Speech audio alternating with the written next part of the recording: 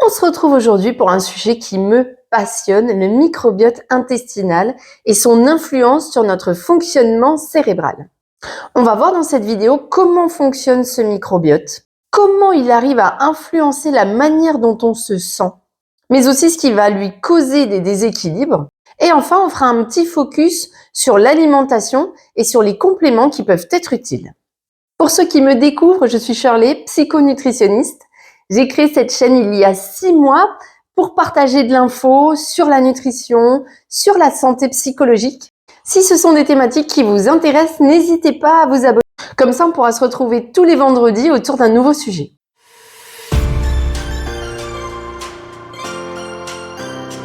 J'ai décidé de faire cette vidéo parce qu'aujourd'hui, on sait avec certitude que la santé du microbiote a une influence sur le développement de différentes pathologies, notamment le trouble déficitaire de l'attention avec hyperactivité, mais aussi l'anxiété, la déprime, puis la dépression, ainsi que des pathologies neurodégénératives comme la maladie de Parkinson ou la maladie d'Alzheimer. Tout au long de ce contenu, je vais vous expliquer les liens qui sont responsables du déclenchement des symptômes. Mais d'abord, qu'est-ce que le microbiote et à quoi sert-il? Le microbiote, c'est l'ensemble des bactéries qui peuplent notre intestin. On estime qu'il y en a environ 100 000 milliards et qu'elles font partie de 3000 espèces différentes. C'est un écosystème incroyable, unique pour chacun d'entre nous.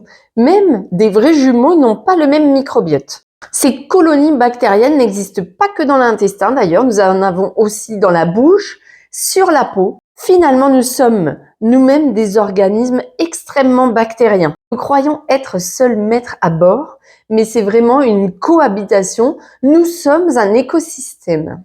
Ce microbiote se met en place dès la naissance, par le biais des premiers contacts que l'on a dans cette nouvelle vie. Par l'allaitement d'abord et la peau de la maman finalement qui va entrer en contact avec la bouche du bébé, mais aussi par les personnes qui vont donner des soins au bébé. Le tout premier ensemencement d'ailleurs est le passage par voie basse, le passage par voie vaginale qui va ensemencer pour la première fois le nouveau-né.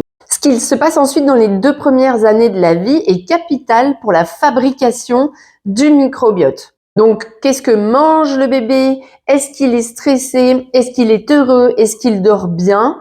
Tout ça va avoir une influence, mais aussi, est-ce qu'il prend des antibiotiques? Et ça, c'est vraiment très néfaste pour la qualité du microbiote et pour sa bonne santé.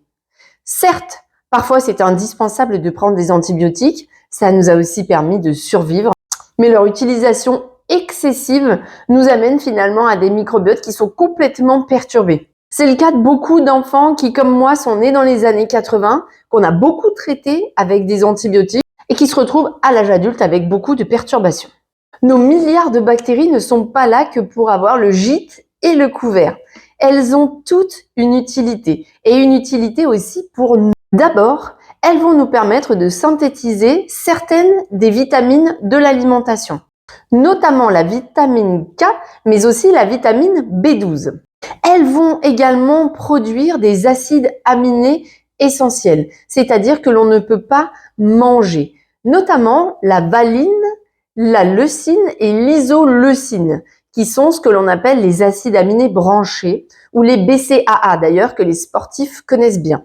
Elles nous permettent une bonne absorption des acides gras, mais aussi de certains minéraux, le calcium, le magnésium, nous fournissent des enzymes que nous n'avons pas naturellement, notamment la cellulase, qui dégrade donc la cellulose, qui est quelque chose que l'on retrouve dans les végétaux. Elles vont aussi permettre de dégrader les fibres de ces mêmes végétaux. Et en finissant de les digérer, elles vont permettre d'en extirper ce que l'on appelle des acides gras à chaîne courte notamment, que l'on nomme aussi postbiotiques. Un postbiotique, c'est un élément qui confère un bénéfice santé à son hôte. Finalement, c'est quelque chose que ces bactéries ou levures ont fabriqué pour nous servir, comme une sorte de loyer, quoi. Enfin, cet écosystème bactérien qui nous habite est indispensable à notre système immunitaire. La plupart de notre système immunitaire se trouve derrière notre intestin. 70% de notre système immunitaire se trouve là. C'est le système immunitaire entérique. Les bactéries qui se trouvent de l'autre côté de la barrière intestinale vont avoir un rôle, notamment un rôle de différenciation. C'est elles qui vont pouvoir définir si c'est un pathogène ou si c'est quelque chose d'utile, s'il faut le rejeter ou s'il faut le laisser entrer. Un peu comme les videurs à l'entrée des boîtes finalement. Qui dit système immunitaire dit aussi gestion des processus inflammatoires.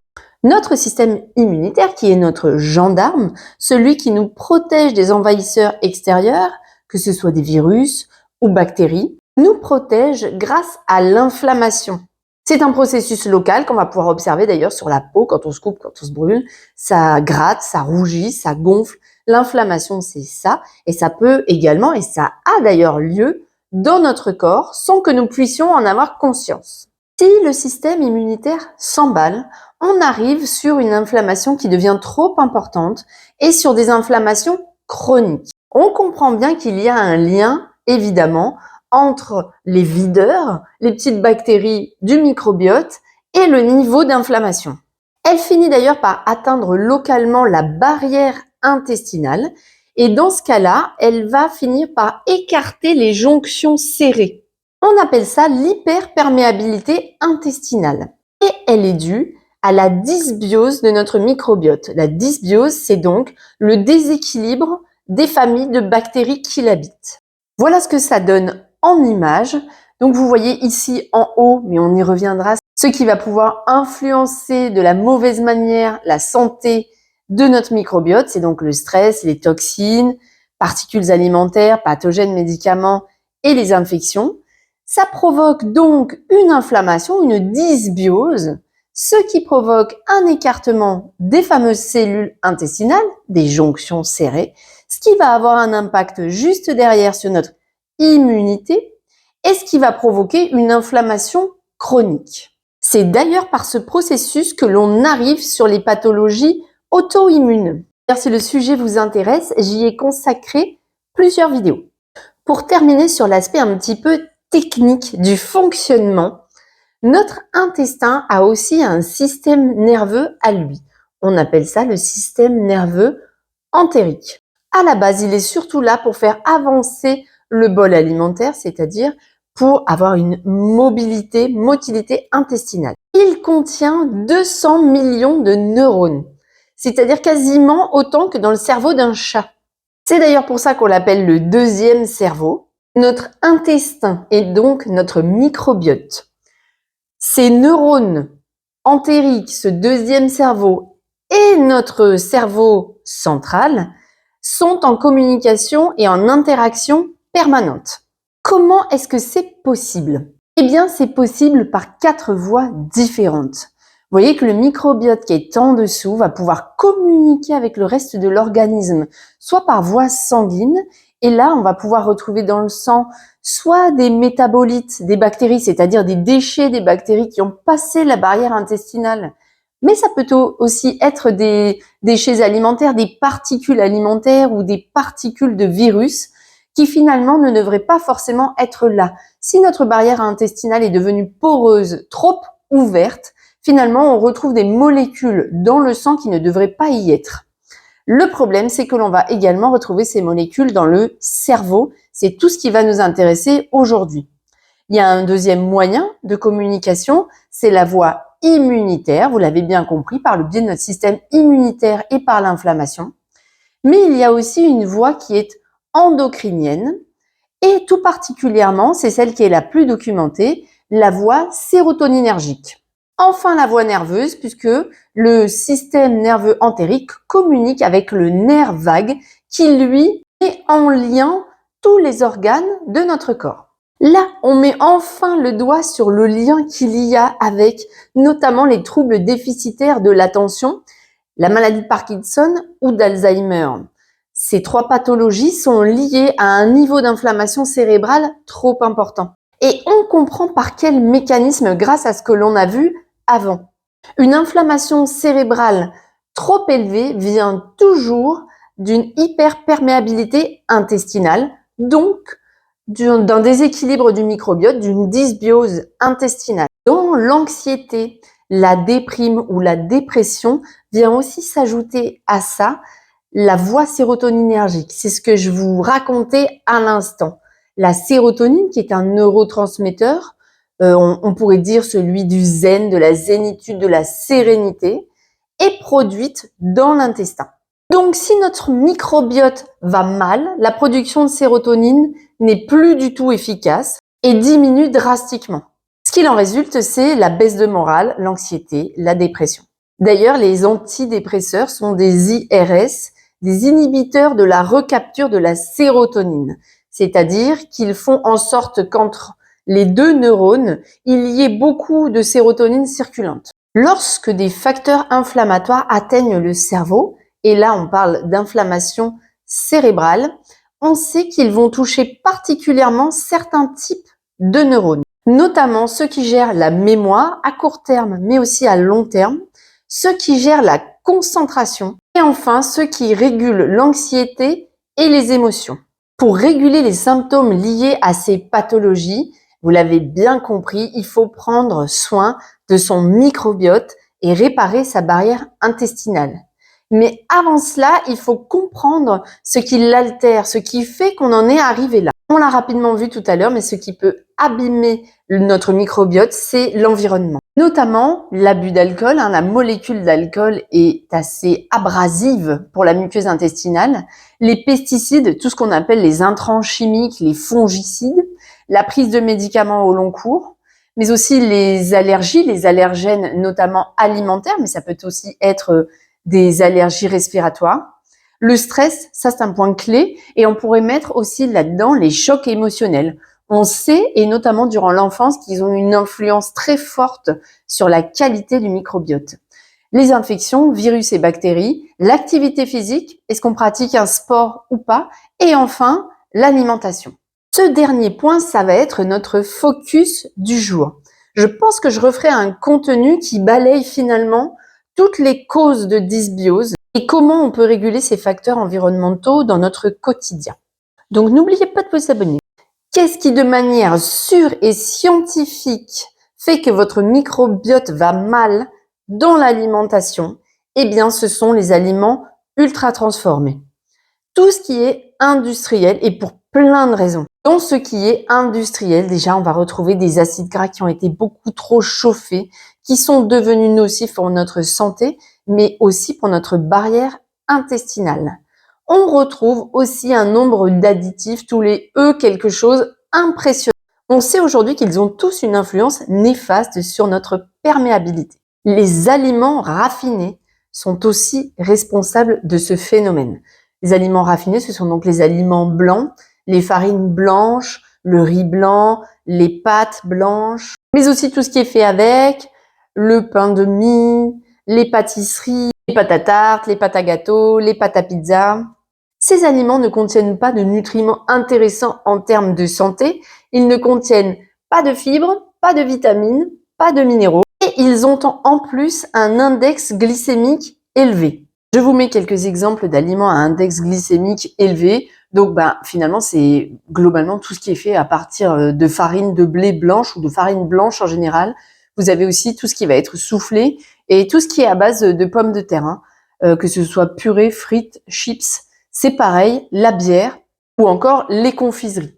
Effectivement, au-delà de ces glucides, de ces amidons, le sucre ajouté, le sucre rapide comme on dit, a aussi une très mauvaise influence sur la santé de vos petites bactéries intestinales. Une étude très intéressante a été menée sur des prisonniers et finalement sur la nutrition des prisonniers et l'impact que ça avait sur leur comportement. En prison, il y a énormément de féculents, en tout cas qui a été donné dans cette prison. On pouvait même avoir des repas qui étaient 100% féculents, tournés autour de pâtes et avec comme accompagnement des pommes de terre notamment. Cet excès glucidique, le fait que ce soit souvent de l'ultra transformé, le fait que les index glycémiques soient très élevés, les chercheurs ont pu observer que ça avait un effet explosif sur le comportement des détenus, avec une hausse de l'agressivité, une baisse de morale avec des cas de dépression, baisse de la confiance en eux et une mauvaise réinsertion. Ils ont par la suite changé le régime alimentaire des détenus en y incluant beaucoup plus de végétaux et en réduisant la quantité de glucides, les résultats ont été spectaculaires. Beaucoup moins de violence, plus de communication et une réinsertion sociale bien meilleure. Vous l'avez bien compris, ce qui va influencer de manière la plus néfaste votre microbiote et vos bactéries intestinales, ce sont les glucides, les sucres rapides ou les sucres raffinés. Il existe des régimes d'ailleurs pour renverser la vapeur, finalement, pour sortir les gens de leur torpeur psychique qui exclut quasiment complètement toute forme de glucides, donc toute forme de féculents. Pour le coup, c'est assez efficace. C'est pas forcément simple à mettre au quotidien. Il faut peut-être adapter ça en fonction des symptômes ressentis. Si vous souffrez énormément, si vos symptômes sont envahissants, je vous conseille vraiment de réduire drastiquement votre apport en céréales. Que ce soit le blé, l'avoine, l'orge, le seigle, mais même le riz, ou encore les pommes de terre. Ce n'est pas simple à mettre en place, surtout dans notre société qui promeut beaucoup l'utilisation de féculents. Mais pour ceux pour qui c'est devenu invivable, ça vaut vraiment la peine d'essayer. Bien entendu, il s'agit là d'un régime, c'est-à-dire qu'on ne fait ce type d'alimentation que pendant un temps donné. On en ressent l'efficacité très rapidement, mais pour que le microbiote puisse prendre en compte ce changement et qu'il puisse se modifier durablement, il faut plusieurs mois à plusieurs années pour certaines personnes. On peut peut-être être un peu drastique au début et au fur et à mesure du temps, réintroduire en quantité raisonnable certains des aliments qui avaient été enlevés. La science dit qu'au bout de 2 ans sans symptômes, votre microbiote est de nouveau fonctionnel. Bien entendu, se passer totalement de glucides est très difficile à faire pour des enfants. C'est pas quelque chose que je peux vous conseiller. Pour eux, l'idée, ça va peut-être être de contrôler le goûter. Ça, c'est vraiment le moment où les enfants vont pouvoir manger énormément de sucre. Mais aussi le petit déjeuner. Essayez de partir sur un petit déjeuner qui contient plutôt des protéines, des œufs, pourquoi pas un peu de fromage, avec des aliments glucidiques plutôt complets, du pain complet notamment.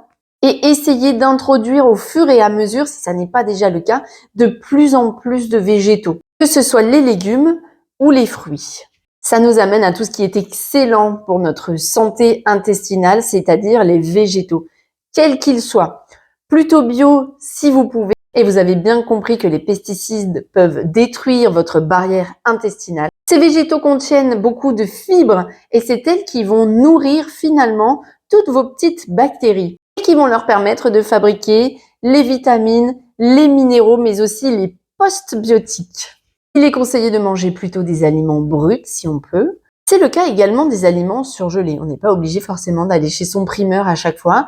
Les légumes surgelés sont de très bonne qualité nutritionnelle. Ça reste des aliments bruts, ils ont juste été découpés et surgelés très vite après récolte. Indispensable également dans la réparation de la muqueuse, ce sont les oméga 3. C'est une forme d'acide gras profondément et puissamment anti-inflammatoire que l'on va retrouver principalement dans les poissons gras. Faites attention néanmoins puisque les gros poissons, notamment les poissons prédateurs, contiennent beaucoup de polluants environnementaux par notre faute à nous, les hommes. Vous allez retrouver dedans des microplastiques mais aussi des métaux lourds comme du mercure. Donc, tournez-vous plutôt vers ceux qui sont tout en bas de la chaîne alimentaire, c'est-à-dire les petits poissons comme les sardines, les maquereaux, les harengs, les anchois ou éventuellement le saumon. Parmi les compléments alimentaires sur lesquels des recherches ont été menées, on va retrouver donc l'oméga 3. Si votre alimentation n'est pas suffisante, vous pouvez tout à fait vous tourner vers une complémentation en oméga 3. Faites attention à l'indice TOTOX, qui est l'indice de toxicité de l'oméga 3, c'est-à-dire est-ce que l'industriel a utilisé des solvants nocifs pour extraire l'oméga 3. Cet indice TOTOX doit se trouver en dessous de 5. Il y a aussi la glutamine dans les nutriments, qui est un acide aminé. Lui a le pouvoir vraiment de faire du mucus au niveau intestinal et donc de réparer et renforcer cette barrière intestinale. Le curcuma aussi a été assez étudié dans ce cadre-là. Il y a juste quelques contre-indications, notamment la prise d'anticoagulants. Les probiotiques dont on a beaucoup entendu parler peuvent être utiles, mais il faut les utiliser avec parcimonie. Certains probiotiques sont extrêmement dosés. Les scientifiques pensent même que la dose peut influencer, mais de manière néfaste, le microbiote. C'est-à-dire qu'il ne sait plus trop où il est, quoi. Il y a une nouvelle famille qui arrive et du coup, ça réorganise un peu toutes celles qui sont déjà là, ou plutôt ça les désorganise et ça leur permet pas de trouver le biose. Le biose, c'est le contraire de la dysbiose, c'est-à-dire c'est l'équilibre intestinal parfait. Donc, si vous utilisez des probiotiques, il faut vraiment vous rencarder sur le type de souche, parce qu'ils sont, comme on dit, souches dépendants. Chaque souche a un effet très précis. Certaines vont agir contre la constipation, d'autres contre la diarrhée. Certaines vont avoir une influence favorable sur un trouble déficitaire de l'attention, alors que d'autres pas du tout. Enfin, pour la partie neuro, on peut aussi être attiré par des plantes que l'on dit adaptogènes, qui vont donc favoriser la synthèse de nos neurotransmetteurs, la dopamine, c'est le cas par exemple du safran, mais aussi la sérotonine, dont on sait qu'elle est déficitaire dans plusieurs pathologies. Pour synthétiser cette sérotonine, je vous conseille de prendre des plantes sérotoninergiques comme la griffonia notamment. Attention néanmoins, si vous prenez des antidépresseurs qui sont des IRS, inhibiteurs de la recapture de la sérotonine, la griffonia ainsi que tous les sérotoninergiques sont interdits. Il existe aussi des compléments alimentaires à base de tryptophane qui lui aussi est un précurseur de la sérotonine. Je vous déconseille néanmoins de les utiliser parce que ce tryptophane, sous cette forme-là en tout cas, va être influencé par ce que vous mettez dans votre assiette. Et si vous souffrez d'inflammation cérébrale, ce qui est le cas de beaucoup de ce que l'on a vu, il va être détourné par l'organisme pour créer une autre molécule qui, elle, est inflammatoire. Voilà, c'est tout pour aujourd'hui. J'espère vraiment que cette vidéo vous a plu. Si c'est le cas, n'oubliez pas de me mettre un petit like pour m'encourager à continuer. Je serais aussi ravie d'avoir votre avis sur le sujet. Est-ce que vous avez rencontré ce type de problème? Est-ce que vous avez noté qu'en modifiant votre alimentation, vous aviez une hausse ou une baisse des symptômes? N'hésitez pas non plus à poser vos questions en commentaire et on se retrouve la semaine prochaine.